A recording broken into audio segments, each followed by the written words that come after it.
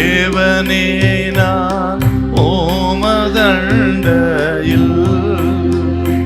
இன்னும் நெருங்கி சேர்வதே என் ஆவல் பூமியில்.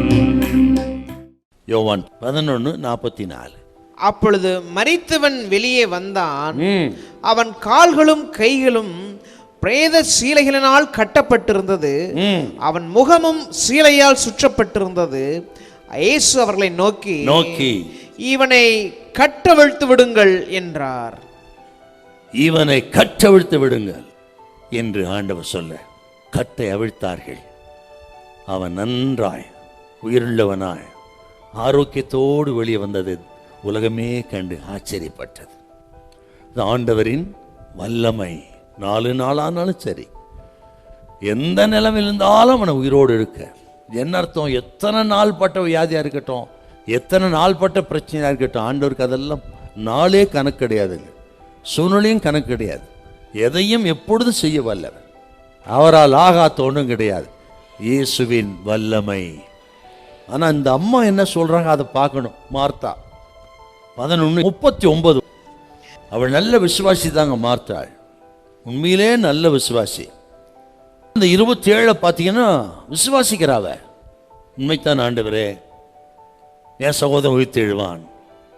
ஆனா இப்ப சொல்றா 4 நாள் ஆயிடுச்சு, யாருமே வீட்டில் இருக்கும்போது சொல்றா விசுவாசிக்கிறேன் ஆண்டவரே, என் சகோதரன் உயிர்த்தெழுவான். இப்போ கல்லறைக்கு முன்பு வந்துட்டா. கல்லறைக்கு முன்பாக அவரால் அந்த விசுவாசத்தை செயல்படுத்த முடியல. அந்த துர்நாற்றம் அவள் விசுவாசத்தை தகர்த்து விட்டது. அநேக சந்தர்ப்பங்களிலே சில துர்ச்செய்திகள், சூழ்நிலைகள், மாறான சூழ்நிலை, எதிரான சூழ்நிலை நம்ம விசுவாசத்தை தகர்க்கும்.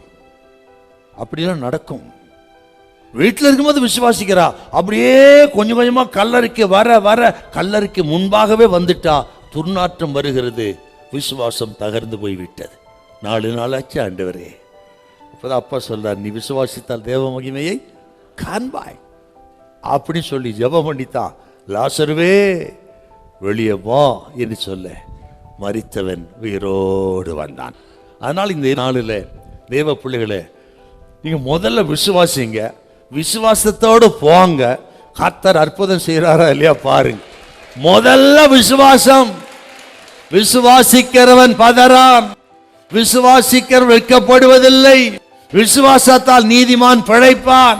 விசுவாசிக்கிறவன் நான் பிழைக்கிறது போல அவனும் பிழைப்பான். ஆக எந்த நிலைமையிலும் நாம் விசுவாசிப்போம். சூழ்நிலை எதிராக இருந்தாலும் சரி பயப்படாது, ஆண்டவரை விசுவாசிப்போம். ஹல்லேலூயா, ஹல்லேலூயா.